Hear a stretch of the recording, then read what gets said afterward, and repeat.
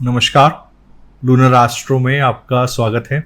आज का जो विषय है वो है नामकरण, कि हमें किस प्रकार से अपना या अपने बच्चों के या अपने सगे संबंधियों के नाम रखने चाहिए। इस पर ज्योतिष शास्त्र क्या कहता है, अलग अलग ज्योतिष शास्त्रों के अंदर अलग अलग क्या मत है, कहीं पर मतभेद है, कहीं पर अपवाद है। हम इन सभी को कंसिडर करेंगे और देखेंगे कि इसका फाइनल रिजल्ट कहाँ से आता है। हम लोग देखेंगे कि किस प्रकार अलग प्रकार के नाम आपको किस प्रकार के कर्मों के लिए प्रेरित करते हैं, जो कि मनुस्मृति से प्रेरित है। हम लोग ये भी देखेंगे कि कहाँ पर अपवाद की स्थिति में ऋषियों ने हमको अपनी सूझबूझ का इस्तेमाल करने की शक्ति दी है। तो धर्म ग्रंथ हमेशा गाइडलाइंस की तरह काम करते हैं, लेकिन इन द एंड वो आपको बोलते हैं कि अपनी सूझबूझ का इस्तेमाल कीजिए। हम लोग ये भी देखेंगे कि जो आजकल प्रचलन में है कि क्या नाम की स्पेलिंग्स बदलने से, जैसे कि कई लोग करते हैं, क्या उनसे हमको कोई असर आता है या फिर नाम बदलने का कोई असर आता है। अगर हम और नाम बदलना है तो किस प्रकार से बदलना है, किस मुहूर्त में बदलना है और उसका असर कहां पर आके आएगा। तो नामकरण हिंदू जो रीति रिवाज है उनके अंदर 16 संस्कारों में से 5वां संस्कार नामकरण का है। और इसको इतनी ज्यादा महत्वता इसलिए दी गई क्योंकि आपके नाम से ही आप जाने जाएंगे, आपके नाम से आपके कुल गोत्र धर्म के हर चीज का ज्ञान होगा। कई लोगों के नाम के पीछे उनके पिता का नाम, कई लोगों के पीछे उनके गांव का नाम जोड़ा जाता है, क्योंकि उनके नाम से, आपके नाम की वजह से आपके गांव को प्रसिद्धि, यश या फिर अपयश प्राप्त होता है। नाम को रखने के लिए जो एक साधारण नियम आज की डेट में प्रचलित में है, जिसके लिए लगभग सभी लोग उसी प्रकार से चलते हैं, तो वो है कि आपके नक्षत्र के नाम के ऊपर, चंद्रमा जिस नक्षत्र में हो उस नक्षत्र के कुछ शब्द वर्ण दिए जाते हैं जो कि अवाकाड़ा चक्र में होते हैं। जैसे कि अगर आप स्क्रीन पे देखें तो आपको दिखाई देगा कि अश्विनी नक्षत्र के लिए चू, चे, चो, ला, ये 4 वर्ण 4 पद के नक्षत्र के लिए, नक्षत्र वर्ण के लिए दिए गए। अब इन्हीं चारों में से, जैसे कि अगर किसी का जन्म अश्विनी नक्षत्र के तीसरे चरण पे हुआ है तो उसका नाम जो है चो से चालू होना चाहिए। अब जरूरी नहीं है कि बहुत सारे अच्छे नाम इन शब्दों के लिए निकले। तो अगर आप बृहद संहिता के अंदर जाएंगे तो बृहद संहिता में आपको दिखाई देगा कि आर्द्रा नक्षत्र के तीसरे चरण के लिए, हस्त के तीसरे चरण के लिए इन और ऐसे और 2-3 वर्ण हैं जहां पर कि शब्द जो हैं दिए गए अणा, गणा। अब इन शब्दों से नाम चालू बहुत कम होते हैं और ये प्रचलन में भी नहीं है। अगर आप किसी को बोलेंगे, आप कभी भी नहीं देखेंगे किसी का नाम अणा से चालू हुआ हो। इन शब्दों के लिए एक एक्सेप्शन दिया गया कि जहां पर भी आपको ऐसा लगे कि नक्षत्र, ये नक्षत्र का जो वर्ण है वो आपके नाम से नहीं चालू हो रहा है, तो नरपति जयचार्य ने स्वर शास्त्र के अंदर इसको एक एक्सेप्शन दिया और बोला कि जहां पर भी ऐसा हो वहां पर आप पहला शब्द मिश्रित इस्तेमाल कर सकते हैं या संयुक्त शब्द इस्तेमाल कर सकते हैं। संयुक्त शब्द का मतलब है कि जो शब्द 2 शब्दों को मिलकर बना हो, जैसे कि श्री। अब इसके अंदर 2 शब्दों का मेल है, इसलिए आप यहां पर श्री से अपना नाम चालू कर सकते हैं और दूसरा या तीसरा शब्द में इस वर्ण को लेके आ सकते हैं। इस प्रकार से आपको जरूरी नहीं है कि णा, जैसे अगर आप णा से चालू करना है तो आप गणेश से नाम रख सकते हैं, गणपति रख सकते हैं, गंगाधर रख सकते हैं। इस प्रकार से दूसरे तीसरे शब्द के अंदर आपको नम मिल जाएगा, परंतु पहला वर्ण हमेशा संयुक्त होगा इन शब्दों के अंदर। पर नक्षत्र से नाम रखने के पीछे जो अवाकाड़ा चक्र है, नक्षत्रों से नाम रखने के पीछे का जो तर्क था वो ये है क्योंकि नक्षत्र वायु तत्व को दर्शाते हैं। नक्षत्र की वजह से हमारे विचार कंट्रोल होते हैं। जैसे हमारा नक्षत्र के ऊपर आप नाम रखेंगे उस प्रकार के विचार हमको लगातार आएंगे। नाम से चेतना का विकास होता है। अगर आप, जैसे कि आप अगर धर्म के मार्ग से भी देखें तो आपको जब मंत्र का जाप करने के लिए दिया जाता है या ईश्वर का नाम करने के लिए बोला जाता है, एक परिलय शब्द के जाप कर लगातार करने की वजह से आपकी एक चेतना का विकास होता है। उसी प्रकार नाम भी आपकी चेतना है कि जैसे ही आपको कोई नाम बोलता है सडनली आप एक्टिव होते हैं, आप इधर उधर देखते हैं कि मेरा नाम किसी ने बुलाया है, क्योंकि ये जो चेतना है ये आपके अंदर विकसित की जाएगी आपके नाम के द्वारा। इसलिए नाम का ना बहुत महत्व है। तो आप जब अपने आप से भी बात करते हैं, आपका अपना आपके लिए भी एक नाम है, तो वो सेल्फ टॉक है उसका बहुत इंपॉर्टेंस है। सेल्फ टॉक एक बुक भी है, the art of self talking, I think इसी नाम से बुक है, अगर आप ढूंढेंगे अमेजॉन कैंडल पे तो आपको मिल जाएगा। वो किताब ये बताती है कि जब इस तरीके से आप अपने आप से बात करते हैं वो बहुत जरूरी है, क्योंकि सेल्फ टॉक करने की वजह से आपके अंदर का कॉन्फिडेंस बढ़ता है या घटता है, आपके अंदर के विचार क्या कह रहे हैं। इसी प्रकार से जिस प्रकार से आपका नाम लिया जाता है, आप बोला जाता है, आप किस प्रकार से आपको बुलाया जाएगा समाज में, वो नक्षत्र के अगर नाम पे आधारित है, और अगर चंद्रमा उस नक्षत्र में स्थापित है उसके विचार आपको लगातार आएंगे। इससे आपका सांस लेने का पैटर्न, इससे आपका, क्योंकि ये वायु तत्व है, सांस लेने की वजह से ही नक्षत्र, आप जिस प्रकार से सांस लेते हैं वो आपके नक्षत्र पर निर्भर करता है, उसी प्रकार से आपकी आयु निर्भर करती है। तो जब आपका नाम भी इसी पर डिपेंड होगा तो आपको अच्छी आयु मिलेगी। इसका एक ये तर्क था कि आप जो है नाम नक्षत्र के नाम पे रखिए। पर बीपीएचएस इसके अंदर ये कहती है कि चैप्टर 1 के अंदर बृहत पराशर होरा शास्त्र ये बोलते हैं कि आपका जो नाम है वो आपके लगन के स्वामी के नाम पे, आपके नवमेश पे, पंचमेश पे, या फिर 11वें घर के मालिक के नाम पे, या नवमेश के स्वामी, नवांश के जो मालिक हैं उनके नाम पे रखे जाना चाहिए। और इनमें से भी अगर आपको कोई अच्छा ग्रह नहीं मिले तो जो ग्रह आपकी कुंडली में सबसे ज्यादा ताकतवर हो उसके ऊपर आपको अपना नाम रखना चाहिए। और उन्होंने उसके बाद हर ग्रह के अपने एक साउंड दिया, जैसे कि आप इस टाइम पे स्क्रीन पे देखेंगे इस पहले श्लोक के अंदर अलग अलग ग्रहों के, जैसे कि सूर्य का आ ई उ इस सूर्य के शब्द हैं। और जब भी नाम के अंदर इस प्रकार के शब्द आएंगे तो समझिएगा कि सूर्य जो है कुंडली के अंदर प्रोमिनेंट बैठा है। उसी प्रकार चंद्रमा का जो शब्द है वो यारा लावा शासा है। यारा लावा उन शब्दों के लिए है, उन चंद्रमा के उस फेस के लिए है जहां पे चंद्रमा बली है, जहां पे चंद्रमा का सेंग है, जहां जबकि अमावस के आसपास और जब चंद्रमा क्षीण है तब श स साह जैसे शब्दों का इस्तेमाल किया गया है।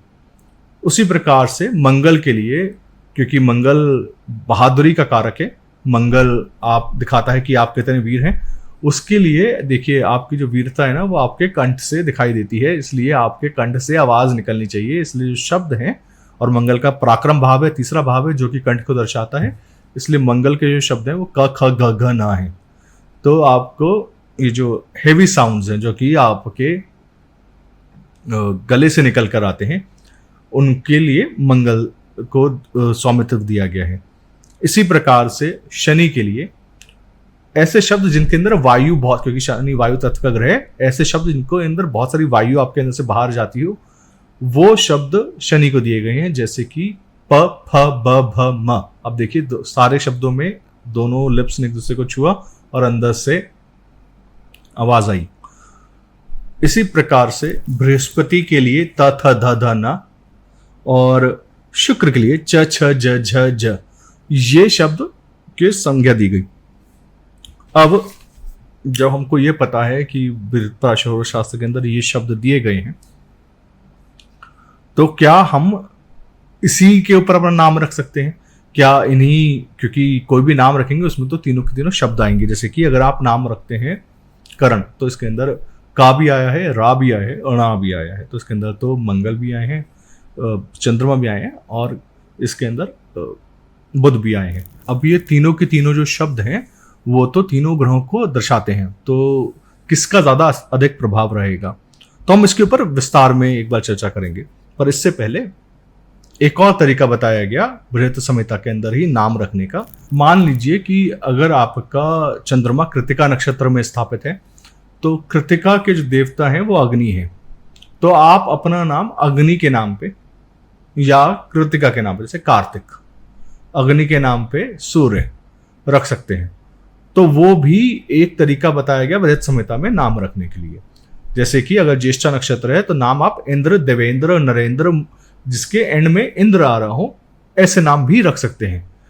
इसी प्रकार से अगर नाम आपका पुष्य नक्षत्र के अंदर चंद्रमा हो तो पुष्य नक्षत्र के जो देवता हो वो बृहस्पति हैं, तो बृहस्पति के नाम पे जैसे कि गुरु, ज्ञानेंद्र, ज्ञान सिंह, इस प्रकार के नाम आप रख सकते हैं। तो भी उस नक्षत्र के जो अधिदेवता हैं उससे आपको लगातार प्रेरणा मिलती रहेगी। ये नाम के अंदर होना चाहिए। तो ये बृहत संहिता का एक मत है।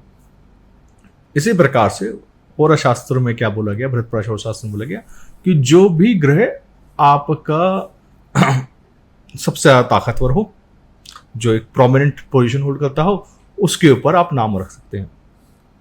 मनुस्मृति का एक अलग मत है। मनुस्मृति बोलती है कि आपको जो नाम है वो रखने चाहिए जिस प्रकार का आपको कर्म करवाना है। अगर आपको किसी को दास बनाना है तो उसका नाम रामदास, सुखदास, इस प्रकार के नाम रखे जाने चाहिए, ताकि वो व्यक्ति का क्योंकि ये जो नाम है, ये नाम जब लगातार बोले जाएंगे तो उसके अंदर लगातार सेवा की भावना आती जाएगी। ऐसे लोग सेवा करने में अच्छे रहेंगे। अगर आपने किसी को लड़ने के लिए, क्षत्रिय के लिए भेजना है या फिर बहुत पराक्रम वाला काम करवाना है तो उसका नाम वीर, किसी वीर के नाम पे, किसी योद्धा के नाम पे रखे जाना चाहिए। तो मनुस्मृति के अंदर नाम रखने का बहुत सिंपल सा एक तरीका है। मनुस्मृति के अंदर वो 4 वर्ण के अंदर बताया गया कि अगर किसी को ज्ञान से रिलेटेड काम करना है, ब्राह्मणों का काम करना है, तो उसका नाम ब्राह्मणों के नाम पे रखा जाना चाहिए। तो ये मनुस्मृति का मंत्र है। इसके अंदर ग्रहों का कोई लेना देना नहीं। इसी प्रकार जब कभी भी अब हम होरा शास्त्र के ऊपर चलते हैं, ज्योतिष के ऊपर बात करते हैं कि ज्योतिष के अंदर इसके अंदर कहां पर आके फ्लिक्शन आता है। तो नाम को जो ग्रह रूल करता है वो है बुध। बुध आपकी चेतना का स्तर बताता है कि आपको जब कोई बुलाया जाएगा तो आप कितना अच्छी तरीके से रिस्पॉन्ड करेंगे, नहीं करेंगे। इसीलिए अगर आपकी कुंडली में देख लीजिएगा कि किसी की भी कुंडली के अंदर, और बहुत सारी कुंडलियों में आप पहले चेक कीजिएगा, किसी की कुंडली के अंदर अगर बुध खराब अवस्था में है, खराब मतलब केतु के साथ है, अष्टम में है, राहु के साथ है और अच्छा नहीं बैठा, जैसे कि अगर बुध एक्वेरियस असेंडेंट है, कुंभ की राशि है, कुंभ के लगन के लिए 8वें घर में उच्च का होता है, तो उनको अफ्लिक्शन नहीं माना जाएगा क्योंकि वहां पर 6ठे घर में भी ऊंचा है। लेकिन बुध अगर खराब अवस्था में है, ताकतवर नहीं है, नीच है, तो ऐसे लोगों के नाम में, उनके पेपरवर्क में, उनकी आइडेंटिटी में प्रॉब्लम होता है। जैसे कि अगर बुध केतु के साथ हो तो उनका नाम के अंदर डिफिकल्टीज, उनके पेपरवर्क में डिफिकल्टीज आना बहुत सिंपल सी चीज है। इसी तरीके से बुध का राहु के साथ होना, ऐसे व्यक्तियों की भाषा, बुध ही आपकी भाषा है, बुध ही आपकी चेतना है, बुध आपका नाम है, इसलिए बुध का अच्छा होना अच्छे नाम के लिए बहुत जरूरी है। बुध से ही देखिए, तीसरा घर नाम है ना, तीसरा घर आपकी पहचान है, तीसरा घर से आपका डेवलपमेंट है। जिन लोगों का तीसरा घर अच्छा नहीं होता या बुध अच्छा नहीं होता, उनके नाम में हमेशा दिक्कत आती है, उनके नाम ऑर्डिनरी होते हैं। तो कुछ ऑब्जर्वेशंस हैं नाम को लेके, और ये over a period of time जो आप ऑब्जर्व करते हैं तो आपको समझ में आता है। मैं अब इससे पहले कि मैं अपने ऑब्जर्वेशंस बताऊं, मैं आपको बीबीसी की एक रिपोर्ट बताता हूं। तो ईयर 2000 के अंदर बीबीसी ने एक वेस्ट वर्जीनिया की यूनिवर्सिटी ने नाम के ऊपर एक रिसर्च चालू किया, और ये बीबीसी के अंदर रिपोर्ट्स हैं, उसका लिंक अगर आपको चाहिए वो डिस्क्रिप्शन में है। तो इन लोगों ने एक रिसर्च चालू करा कि ये देखने के लिए कि, और वो ये तब चालू हुआ जब एक रिपीटेटिव पैटर्न दिखा उनको, जब वो लोग सर्वे कर रहे थे जो कि 9/11 के अंदर लोग मारे गए हैं या उनके सर्वाइवर्स हैं या उनके फैमिली मेंबर्स हैं, उनको जब कॉल करे थे इंटरव्यूज के लिए, तो उन्होंने देखा कि कुछ प्रकार के लोग, कुछ प्रकार के जो नाम है, वो लोग इंटरव्यूज देते ही नहीं, वो बात ही नहीं करना चाहते, और कुछ प्रकार के जो नाम है वो लगातार बात करने में इच्छुक है। तो उन्होंने ये कैसे हो सकता है ना कि एक प्रकार के जो नाम है वो बात नहीं करना चाहते, और इसी रिसर्च को उन्होंने आगे बढ़ाया और बोला कि देखिए, जिनके नाम में भी ऐसे नाम आते हैं ना, एरिक, कर्क, क जो है मंगल का शब्द है, ध्यान रखिएगा ना, मंगल का साउंड हमने याद किया था, क ख घ घ न, ऐसे जो नाम है इनके, ये जो जितने भी लोग हैं ना, ये बहुत ब्लंट है इंटरव्यूज में और बात करने में, और ये डोमिनेटिंग है। मंगल का इफेक्ट है ना नाम के अंदर, तभी तो डोमिनेटिंग है। तो अगर आपको कोई व्यक्ति दिखे जिसके नाम में ये सादे शब्द हो, क ख घ घ न, और बहुत प्रोमिनेंटली हो, तो ऐसे लोग ब्लंट मिलेंगे, क्योंकि ये इनकी पर्सनालिटी के डेवलपमेंट में हेल्पफुल हुआ है। अब उन्होंने देखा कि जिनके नाम आसान है, जैसे कि लिली, सुजैन, अब देखिए ये चंद्रमा के नाम है। ललित, ललित लली सेम है, इंग्लिश में बोलिए हिंदी में बोलिए, दोनों में सेम है। ऐसे लोग जो इतने भी हैं मिल रहे हैं, वो लोग स्टेबल नहीं है, वो बार बार अपने इंटरव्यूज चेंज कर रहे हैं, वो बार बार अपने तथ्य बदल रहे हैं, क्योंकि मून है ना, वो स्टेबल नहीं है और बहुत मूडी है, डाइसी है, इंटरव्यू बोल के नहीं दे रहे हैं, और फिर उसने बोल रहे कि अच्छा दे देंगे इंटरव्यू। तो देखिए ये तो बहुत डिफरेंट सी चीज है, क्योंकि जब कभी भी ये नाम के अंदर चंद्रमा आ जाएंगे, चंद्रमा प्रोमिनेंट हो जाएंगे, तो कभी भी आपको ऐसे व्यक्ति दिखें जिनके नाम के अंदर चंद्रमा प्रोमिनेंट है, जैसे कि रचिन, रविंद्र में तो फिर भी एंड में जुपिटर आया तो बहुत प्रोमिनेंट हो गया। पर आसान नाम देखें, जैसे कि एक ना मीम था और मैंने लिखा भी था उस टाइम पे एक ट्विटर पे, कि एक नाम था कि क्या है सचिन में, वो एक मीम चल रहा था। तो सही में सचिन नाम बहुत हल्का नाम है, पर पता है जब तक उसके पीछे कोई ऐसा नाम नहीं आएगा तो उसके लिए उपाय क्या है कि देखिए, सचिन के पीछे जब तक सूर्य का असर नहीं आएगा ना, तब तक सचिन नाम हल्का है। सचिन हो गया, और जितने भी आपको लोग मिलेंगे जिनका फर्स्ट नेम सचिन है और लास्ट के अंदर, और जब भी हम नाम लेंगे ना, नाम हम पूरा कंसिडर करेंगे। ऐसा नहीं है कि सचिन सिंह, सचिन तेंदुलकर, सचिन वर्मा, तीनों में ना जमीन आसमान का अंतर है। क्योंकि सचिन तेंदुलकर इसलिए क्योंकि उनके पीछे उनके फादर का नेम लगता है और पीछे ना वो तेंदुलकर लगता है। इसी प्रकार से जब कभी आप ऐसा नाम देखेंगे जो कि हल्का नाम है, जिसके अंदर वजन नहीं है, जैसे कि सचिन, ललित, आलोक, ये सारे के सारे नामों के अंदर ना आप देखिएगा बहुत इजीली मैनिपुलेटिव है। ये लोग फाइट बैक नहीं कर सकते, और आप देखिएगा ये पर्सनालिटी में उनकी कि फाइट बैक नहीं करना है। ये लोग बहुत कूल माइंडेड है। लेकिन अगर किसी का नाम है धीरेन्द्र है ना, आपको पता है ये बंदा लड़ेगा। रीजन बेंगे उसका नाम क्या है, उसका नाम ना स्टार्ट धा से हो रहे हैं। ये जुपिटर का नाम है। जुपिटर ना फायरी राशि को रूल करता है, एक सजिटेरियस को, उसका मूल त्रिकोण है, और एंड में आके ना उसको फिर से धीरेन्द्र मिला है। अब धीरेन्द्र के एंड में चौधरी है, तो ऑब्वियसली क्योंकि वो नाम का चौधरी जो है बहुत धा उसके अंदर भी आया है, इसलिए वो प्रोमिनेंट है। तो जब कभी भी आपको हल्के नाम मिलेंगे, जब कभी भी किसी नाम में आपको चंद्रमा, शुक्र और बुध, इन्हीं तीनों शब्दों का वर्ण मिलेगा, तब आपको दिखेगा कि ऐसे व्यक्ति लाइफ के अंदर स्ट्रगल ना करने की बजाय आर्टिस्टिक क्वालिटीज में ज्यादा हैं, और उनका जो प्रोमिनेंस है ना, वो अपने अंदर इंटरनल डेवलपमेंट को लेके बहुत ज्यादा है rather than the outer development। जब कभी आपको दिखेगा कि मार्स सैटर्न प्रोमिनेंट है, सैटर्न प, जैसे कि बॉब, ये जो नाम है बीबीसी रिपोर्ट्स के अंदर आप देखिए, वर्जीनिया रिपोर्ट्स में आप देखिए, जो ये नाम ब वाले दिए गए हैं, वो सारे के सारे लोग बहुत सीरियस हैं और अपने लाइफ को लेके, और उनकी लाइफ के अंदर ना कोई चीज है जो उनको लगातार पुश कर रही है, पुल डाउन कर रही है, और उनके एक्सपीरियंसेस बैड है लाइफ को लेके, क्योंकि यही चीज वो स्टोर कर रहे हैं।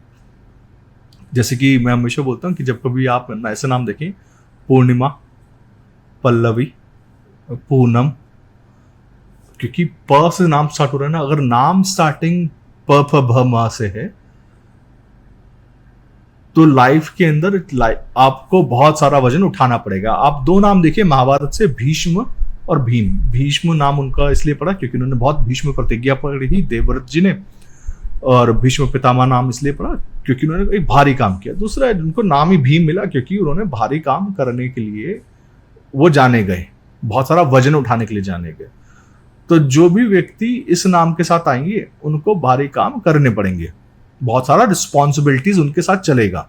रिस्पॉन्सिबिलिटीज चलेगा, ठीक है, लेकिन ना ये सैटर्न का असर है, नाम नहीं मिलेगा, जबकि सूर्य को आराम से नाम मिलेगा।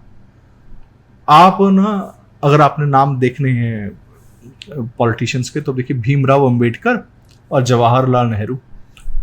आप जवाहरलाल नेहरू जी के जब हम नाम देखते हैं, पंडित जवाहरलाल नेहरू का, तो आपको दिखाई देता है कि चंद्रमा प्रोमिनेंट है और वो कर्क लगन है। आपको बाबा साहब भीमराव अंबेडकर का नाम दिखाई देता है, तो देखिए पहली बात तो बाबा साहब हैं, फिर भीमराव हैं, फिर अंबेडकर हैं। सब तीनों शब्दों के अंदर शनि जो है प्रोमिनेंट है। कितना भारी काम किया कि संविधान लिखा, पर क्या उतना नाम मिला, क्या उतना पोजीशन मिला? तो जब कभी भी हम नाम डिसाइड करते हैं, तो हमें ध्यान रखना पड़ता है कि नाम से हमारा ऑब्जेक्टिव क्या है, क्या हमारा ऑब्जेक्टिव इस नाम से पूरा होता है। चाहे वो बिजनेस का एंटिटी का नेम रखना हो, चाहे वो अपना नाम रखना हो, अपने बच्चों का नाम रखना हो, ऑब्जेक्टिव क्या है, इस नाम की वजह से हमारे अंदर किस प्रकार की चेतना का विकास होगा। जब हमको ये समझ में आ जाता है कि इस नाम का असर यहाँ पर जा रहा है, उस प्रकार से हम नाम को बदलते हैं। अब एक और जो बहुत सिंपल सा क्वेश्चन है कि नाम की स्पेलिंग बदलने से फर्क पड़ता है क्या? क्या स्वर शास्त्र में, क्योंकि स्वर शास्त्र की बात करें तो हम तो लिखते ही नहीं। आप अपना नाम दिन में हो सकता है 10 बार लिखते हो, इससे ज्यादा बार नहीं लिखेंगे, पर आप अपने नाम को 50 बार बोलते होंगे अपने मन के अंदर। अलग अलग कारणों से आपको 10 बार लोग बुलाते होंगे आपके नाम से, और आप बताते होंगे कि मैं कौन बोल रहा हूं। तो नाम का ना स्पेलिंग से इतना ज्यादा फर्क नहीं पड़ता, बस किस प्रकार का उच्चारण आपके मुंह से हो रहा है, या आपके नाम का उच्चारण बाकी लोग किस प्रकार से करें, उससे जरूर फर्क पड़ता है। और नाम का बदलना कागजों में जरूरी नहीं, नाम को बदलना आपके अंदर जरूरी है। आपके आसपास जितने भी लोग आपको बोल रहे हो, आपसे जितने भी लोगों की बात होती हो, आप कोशिश कीजिए अगर आपने अपना नाम बदला है तो आप लोगों को बताएं कि देखिए मेरा ये नाम है, आप ना मेरे को इसी प्रकार के नाम से बुलाइए। जब कभी भी आप ऐसे नाम देखेंगे जिनके अंदर शुक्र की प्रधानता होगी, आपको ऐसे लोग एक्सट्रीमली आर्टिस्टिक, कॉम्प्लेक्स डिजाइन करने वाले और स्किल्ड लोग मिलेंगे। अपने जिस भी प्रोफेशन में वो होंगे, उनका एक आर्ट वर्क है जिसको वो फॉलो करेंगे। जैसे कि अब कुछ एक काम करते हैं कि एक ना होमवर्क करके लेकर आते हैं। आप घर जाइए और बहुत सारे नाम ढूंढिए जिनका नाम के अंदर शुक्र की प्रधानता हो, जैसे कि चंचल, चमन। और देखिए कि इनकी लाइफ के अंदर इनका मैरिड लाइफ कैसा है, क्योंकि शुक्र है ना, प्रधान है। शुक्र की प्रधान में तो स्पाउस आएगा, तो इनकी मैरिड लाइफ को आपको बहुत ध्यान से देखना है और बताना है कि मैरिड लाइफ में ऐसा क्या है जो कि इनको लाइफ के अंदर मैरिज ने इनको उठाया है या गिराया है, डिपेंडिंग ऑन शुक्र। क्योंकि जब आप नाम रखते हैं ना, आपने नाम तो किसके हिसाब से रखा, चा का अश्विनी नक्षत्र के हिसाब से, पर असर कहाँ पे कर रहा है, शुक्र को कर रहा है। तो आपको दिखाई देगा कि वाइफ या स्पाउस के साथ एक पर्टिकुलर स्पेशल रिलेशनशिप है।